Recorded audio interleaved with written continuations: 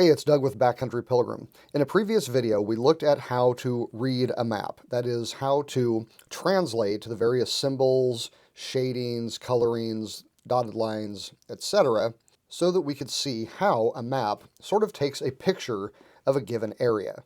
In this video, we're going to look at what to do with that map in conjunction with a compass.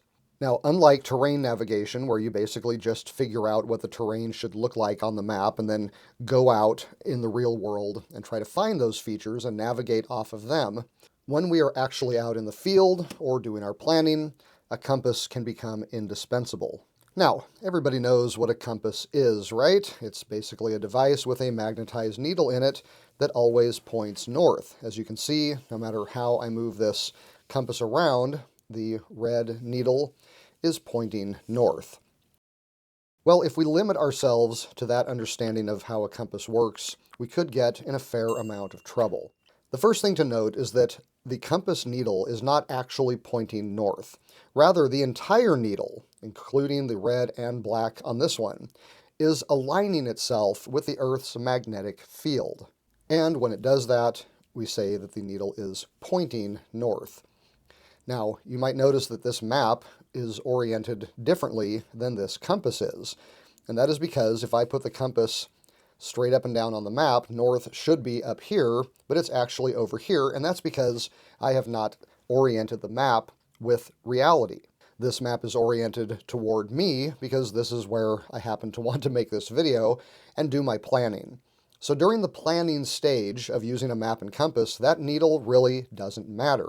All that does matter is that I understand that this N on the compass is this N north on the map. It's once I get out into the real world that that needle becomes important.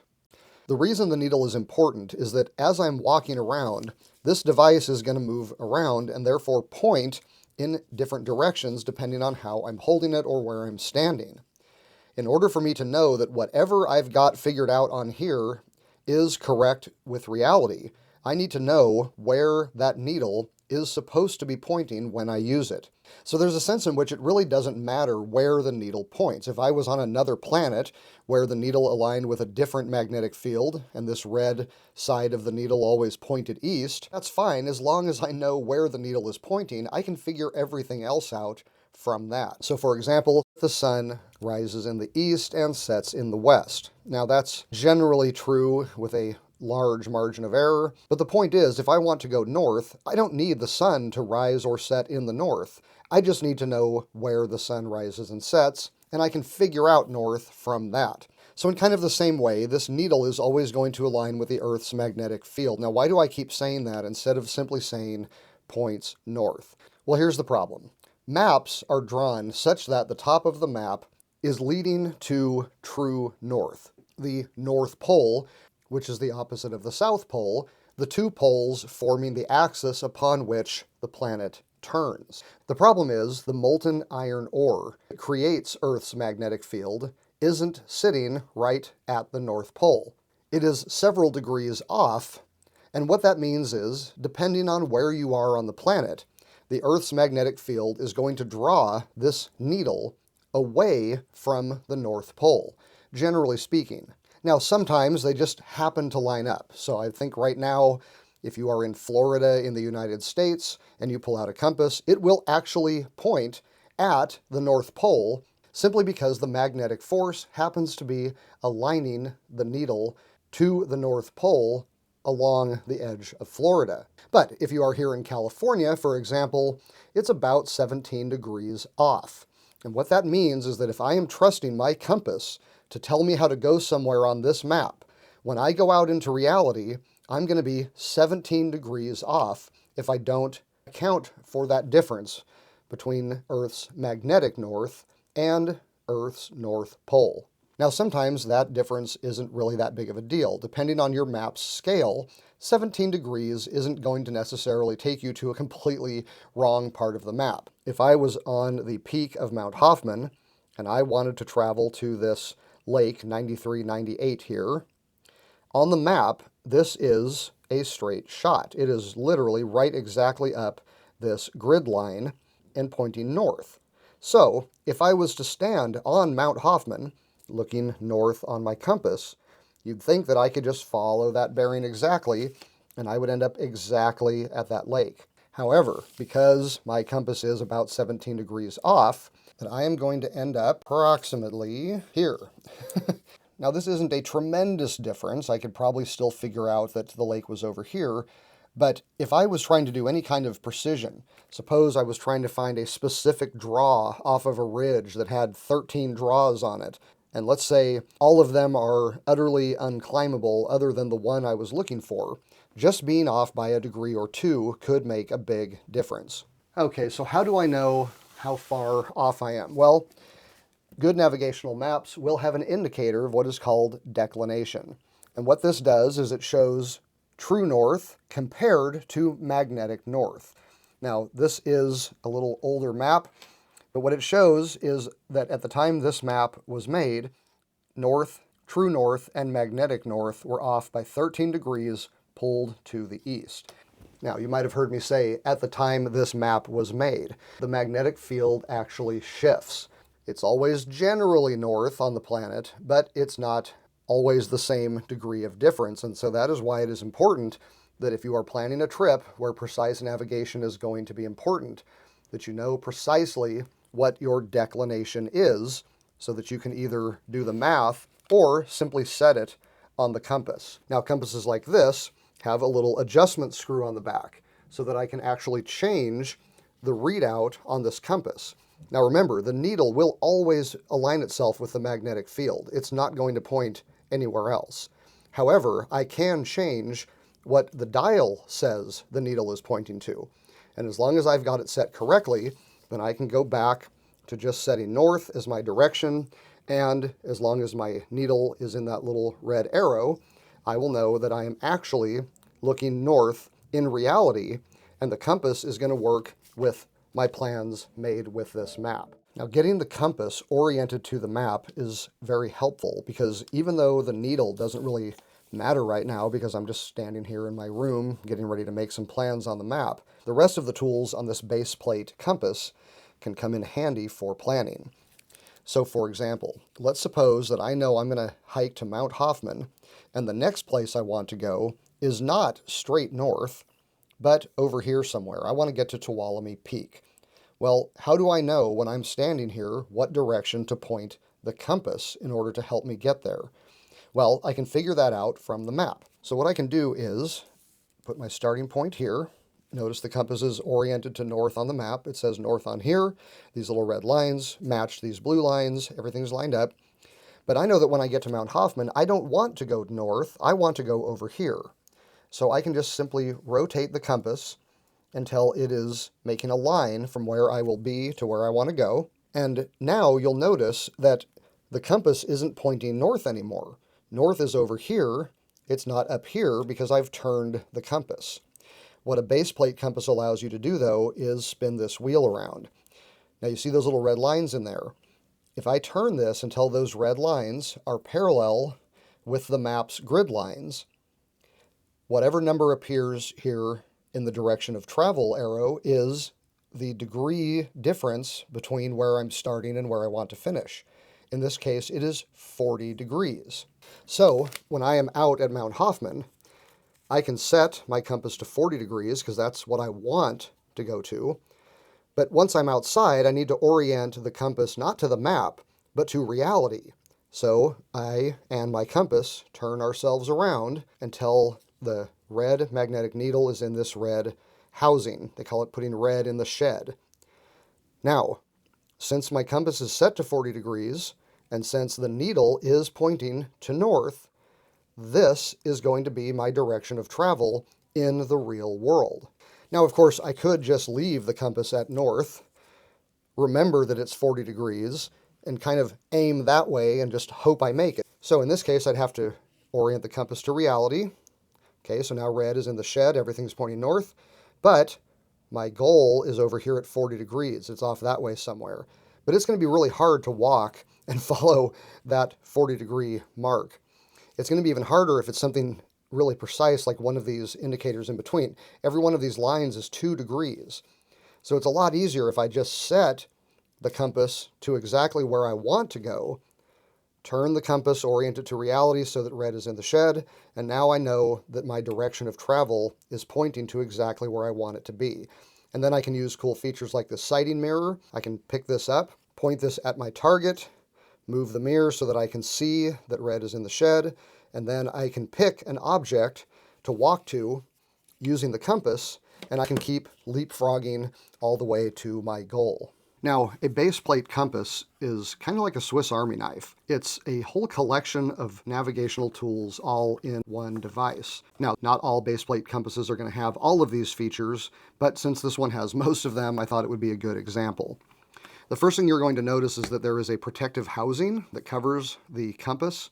What's nice about this is not only does it protect it from damage, but it also keeps some of your settings from accidentally changing while this is jostling around in a backpack or something. Inside, you'll see a mirror with a sighting line that goes down to what looks like kind of a little gun sight down here. This is just an empty hole. Then you have the compass that you're probably used to seeing. It does have a couple of extra tools on the inside. We're not going to go over everything. There's plenty of videos that do that. You've got rulers along the body of the compass here. This helps you measure distances on different scales of map. And you've got one of the most important features, which is this adjustable bezel. So north does not always have to be at the top of the compass. This is called the direction of travel. From this arrow, the line going up through the middle, to this little sight, and up that line in the mirror. All of this is designed to help you simply carry the compass and look at where you need to go next. If you're trying to do something very precise, you can look through this sight and pick the object or the next object that you are hiking to with a greater degree of precision than you could without it and just kind of pointing the compass and hoping you make it. You've also got a magnifying glass to see very small features on the map. Now, this one also comes with a pretty cool little cord here. These little marks are reflective and you can use them to count out distance. You've got a little tool on here to change the declination screw. By the way, this is not to go around your neck. This cord should attach to yourself or your backpack, but if you put it around your neck, this is too tight for it to actually work. Now, I said that the bezel is one of the most important things, and that's because when we are out in the field, we need to know that all of this data is accurate to the real world. And the only thing we have to orient the compass to the real world is that needle. And what we basically want to do is we get in the field, we turn this until the needle is pointed north. That's because red is in the shed. And now we know that as long as that needle stays there, whatever other bearings I'm getting with this compass, they're going to be correct to the real world. Now, when I'm using the map, it doesn't matter where the needle is because I'm not trying to orient the compass to the real world, I'm trying to orient it to the map. And for that, I just want to look at these red lines in here and turn them until they match the grid lines on the map. Now, keep in mind that sometimes maps not only have true north, which is the top of the map, and magnetic north, which is where the needle's actually going to align that year, but they also sometimes have a difference in grid north. Depending on what the map maker uses to create those grids, they sometimes use another special mapping system, and if they do that, they're going to give you a third north that you may need to change the declination of your compass to if you want to use them. So you basically have two orientation steps. Number one, if you want to use your compass and map to plan a route, you want to orient the compass to the map, and you do that by making sure the red lines on the inside of the bezel match or are parallel with the grid marks or true north on the map. And whenever you move the compass around to plan your different points that you're going to go to, each time you move the compass, you reset those lines to make sure that that number is the actual degree you're trying to get from one point to another. You're going to write these down or something and use them later. Out in the real world, you will set your bezel to whatever degree you figured out on your map. Then you will turn your body and the compass until the red needle is pointing north, which means red is in the shed. And then once you know that the needle is pointing to magnetic north, you know that all the other degrees on the bezel are correct and they're mapped to reality, even if they aren't on the map. So I could, in theory, orient my map to true north. So in this case, because north is behind me, I'd have to turn the entire map around. I would want the bezel to be at north. I would want the compass to be oriented to the map by following one of these grid lines, and then I'd have to turn the whole thing until red is in the shed. And now the compass is pointing north and the entire map is laid out correctly. So if I was standing on Mount Hoffman and I looked directly north, I would be looking directly at this lake. And that is because the compass and the grid lines on the map and the direction of the map are all the same. You want to remember that the direction of travel arrow should always be in the direction you're trying to go. So for example, I could get this completely backwards. Right now I'm aligned with the grid lines of the map. Red is in the shed. But now I'm thinking north is this way, but the map, as you can see, is upside down. North is actually at the top of the map. Orienting your map to the real world becomes a lot more important when you are doing very precise navigation or terrain navigation, and it just makes it a lot easier to keep the map oriented as you're walking around. Now, there are other things that you can do with a map and a compass out in the field, such as locate yourself. Let's say you're on a trail somewhere, somewhere along this trail, for example, and you're not really sure where you are. Maybe you want to get to this lake, but you don't know if you're way over here or way over here, so you don't know which direction to go to get to that lake. Well, if you take your map out and you can identify two features that are fairly far apart. For example, let's say you can see Mount Hoffman and you can see Tuolumne Peak. You would pick up the compass and shoot a bearing to Tuolumne Peak. Once everything is lined up just right and you are looking right at Tuolumne Peak and you know that red is in the shed, wherever you are, there is a line to Tuolumne Peak.